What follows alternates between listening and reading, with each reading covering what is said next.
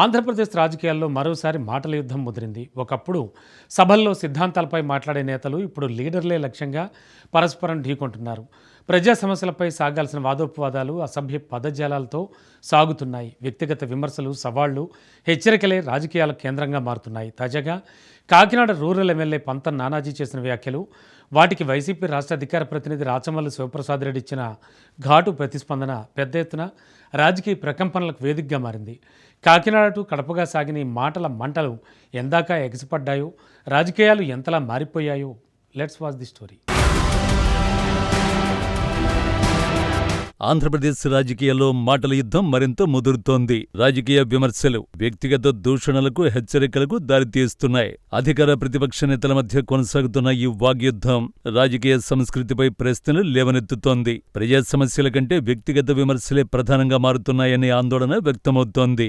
రాజకీయాల్లో విమర్శలు సహజం, కానీ వ్యక్తిగత దూషణలు ప్రజాస్వామ్య సంస్కృతికి మేలు చెయ్యవు. ప్రస్తుతం రాష్ట్ర రాజకీయాల్లో జరుగుతున్న పరిణామాలు అదే సందేశాన్ని ఇస్తున్నాయి. రాజకీయ పోరు, వ్యక్తిగత దూషణలతో రాజకీయ సంస్కృతి దెబ్బతింటుంది. ప్రస్తుతం జరుగుతున్న పరిణామాలు అదే ఆందోళన కలిగిస్తున్నాయి. వైసీపీ అధినేత జగన్ ఉద్దేశించి నానాజీ చేసిన వ్యాఖ్యలు రాజకీయ విమర్శల కంటే వ్యక్తిగత దాడిలని కనిపించాయి. పులివెందుల నుంచి కాకినాడకు వచ్చి తనపై పోటీ చేసి గెలవాలని విసిరిన సవాల్ రాజకీయంగా అభిమానులు, కార్యకర్తలతో చప్పట్లు కొట్టించొచ్చు, కానీ మాజీ ముఖ్యమంత్రిని ఏకవచనంతో సంబోధించడం రాజకీయ పరిపక్వతకు నిదర్శనం కాదనేది పరిణతి చెందిన ప్రజాస్వామ్యవాదుల భావన. ప్రజల నాయకులను గెలిపించేది వారి భాష కోసం కాదు, వారి బాధ్యత కోసం అనే వాస్తవాలను వారు సూచిస్తున్నారు. అంతేకాదు, అదే ప్రాంతంలో జరిగిన కాపు మీటింగును రెడ్డి కాపుల సమావేశంగా అభివర్ణించడం మరో ప్రమాదకర సంకేతంగా మారింది.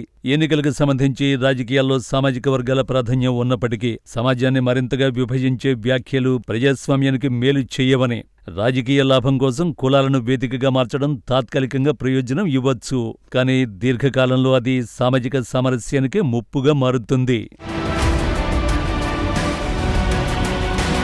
మరోవైపు రాచమల్లి శివప్రసాద్ రెడ్డి స్పందన కూడా అంతే తీవ్రంగా ఉండడం గమనార్హం. తన నాయకుడిని సమర్థించడం రాజకీయంగా సహజమే, కానీ మరోసారి మాట్లాడితే కాకినాడకు వస్తా, మేము కడప వాళ్ళం, పరిణామాలు తీవ్రంగా ఉంటాయి వంటి వ్యాఖ్యలు రాజకీయ ప్రత్యుత్తరాలుగా కాకుండా హెచ్చరికలుగా వినిపిస్తున్నాయి. ప్రజాస్వామ్యంలో బలమైన సమాధానం మాటతో ఇవ్వాలి, హెచ్చరికలతో కాదు.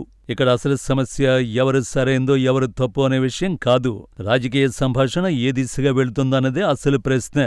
అధికార పార్టీ నాయకుడు సవాలు విసురుతున్నారు, ప్రతిపక్ష నాయకుడు హెచ్చరిస్తున్నారు, మధ్యలో ప్రజలు మాత్రం చూస్తున్నారు. వారి సమస్యలు మాత్రం అలాగే ఉన్నాయి. ఇలాంటి వాటి వైపు దృష్టి పెట్టకుండా అధినేతల మెప్పు కోసం ఇలాంటి వ్యాఖ్యలకు పాల్పడటం సరికాదంటూ పరిశీలకులు సూచిస్తున్నారు. రాష్ట్రం ఎదుర్కొంటున్న సవాళ్లు చిన్నవి కావు. నిరుద్యోగ యువత ఉద్యోగాల కోసం ఎదురుచూస్తోంది. రైతు పంటకు గిట్టుబాటు ధర కోసం ఎదురుచూస్తున్నాడు. పరిశ్రమల కోసం పెట్టుబడిదారులు ఏమవుతుందా అని గమనిస్తున్నారు. మౌలిక సదుపాయాలపై ప్రజలకు ఎన్నో ఆశలున్నాయి, కానీ రాజకీయ వేదికలపై ఇవి కనిపించడం లేదు. కనిపిస్తున్నది మాత్రం వ్యక్తిగత వైరం. రాజకీయ నాయకులు తరచూ ప్రజల తీర్పును ప్రస్తావిస్తూ ఉంటారు, కానీ ప్రజలు నాయకుల నుంచి ఆశించేది ఆవేశం కాదు, ఆలోచన. అరుపులు కాదు, పరిష్కారాలు. హెచ్చరికలు కాదు, హామీలు. సవాళ్లు కాదు, సమాధానాలు అనే విషయాన్ని వాళ్ళు గ్రహించాల్సి ఉంది. ఇటీవలి కాలంలో రాజకీయ భాషలో వచ్చిన మార్పు కూడా ఆందోళన కలిగిస్తోంది. ప్రత్యర్థిని ఓడించడం రాజకీయ లక్ష్యం కావచ్చు, కానీ ప్రత్యర్థిని అవమానించడం రాజకీయ సంస్కృతి కాదు.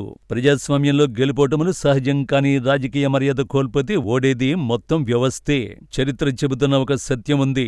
మాటలు మొదట రాజకీయాలను వేడెక్కిస్తాయి, తర్వాత కార్యకర్తలను రెచ్చగొడతాయి, చివరిగా సమాజాన్ని విడదీస్తాయి. అందుకే ప్రజాస్వామ్యంలో పదవుల్లో ఉన్నవారి మాటలకు బరువు ఉంటుంది. ఆ బరువును గుర్తించి మాట్లాడాల్సిన బాధ్యత కూడా ఉంటుంది.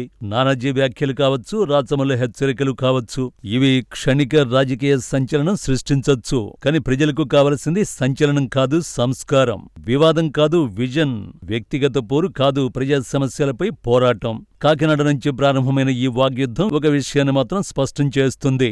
ఆంధ్రప్రదేశ్ రాజకీయాల్లో ప్రత్యర్థుల మధ్య దూరం పెరుగుతోంది. అయితే అదే సమయంలో రాజకీయ మర్యాదల మధ్య దూరం కూడా పెరుగుతూ ఉండడం మరింత ఆందోళన కలిగించే విషయం.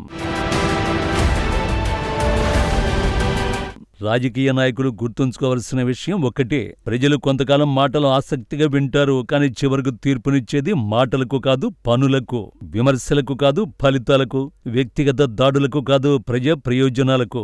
అందుకే రాజకీయాల్లో మాటల మంటలు ఎంత వేడెక్కినా చివరకు ప్రజల సమస్యల వెలుగే గెలవాలి. అదే ప్రజాస్వామ్యానికి అవసరం. అదే రాజకీయాలకు గౌరవం. రాజకీయాల్లో విమర్శలు ప్రజాస్వామ్యానికి అవసరం. కానీ ఆ విమర్శలు వ్యక్తిగత దాడులుగా, సామాజిక విభేదాలకు దారితీసే వ్యాఖ్యలుగా మారితే ప్రజాస్వామ్య విలువలే దెబ్బతింటాయి. అందుకే రాజకీయ నాయకులు సంయమనంతో వ్యవహరించాలని ప్రజాస్వామ్యవాదులు సూచిస్తున్నారు.